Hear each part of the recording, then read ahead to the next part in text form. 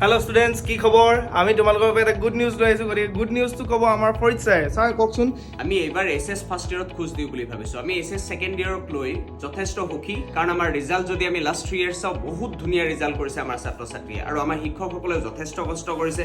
আমি সকলোৱে আলোচনা কৰি এইবাৰ ভাবিছোঁ আমি এছএছ ফাৰ্ষ্ট ইয়েৰত খোজ দিওঁ, কিয়নো HSLC দি অহাৰ পিছত ছাত্ৰ ছাত্ৰীসকলে বৰ দুবিধাত পৰে যে এছএছ ফাৰ্ষ্ট ইয়েৰত যেতিয়া তেওঁলোকে নতুন ছাবজেক্টবিলাক পায় বিশেষভাৱে চিন্তিত হয়। গতিকে এতিয়া চিন্তাৰ বৰ বিশেষ কাৰণ নাই, কাৰণ আমাৰ পাইথাগোৰাছ ক্লাছেছৰ ফালৰ পৰা আমি লৈ আহিছোঁ এছএছ ফাৰ্ষ্ট ইয়েৰৰ প্ৰত্যেকটো ছাবজেক্টৰ ভিডিঅ' কণ্টেণ্ট, লগতে PDF নোটছ। অ'কে, আমাৰ ছেকেণ্ড ইয়েৰটো চলিয়ে আছে, ছেকেণ্ড ইয়াৰ আমাৰ চলি আছে। ছেকেণ্ড ইয়াৰ আমি পূৰ্বতকৈ অলপমান আপডেট কৰি নতুন নতুন ভিডিঅ' তাত নতুনকৈ ইনক্লুড কৰি, আৰু আমি এটা নতুন লৈ আহিছোঁ যে আমাৰ প্ৰত্যেক দিনাই লাইভ ক্লাছেছ পাবা তোমালোকে।